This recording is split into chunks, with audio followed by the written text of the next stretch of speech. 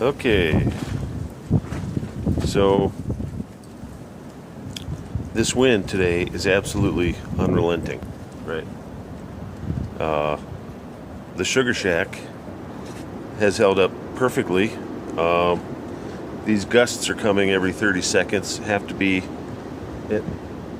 50, 60 mile an hour winds up top. Now we're kind of down in here in a lower spot.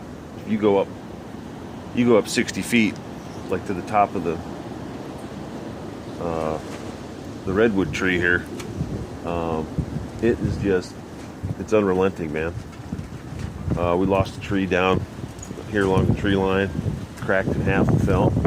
We got limbs down in the back, down by the barn in the fire pit, and yeah, this wind is crazy. Wow, really cooled it off too. Yeah, it's crazy out here, man. Absolutely nuts out here.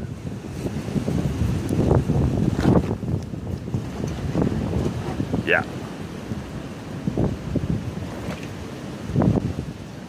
This is Jeff live at the weather desk, and we are in the throngs of the windstorm of November 2020. Okay. Giddy up.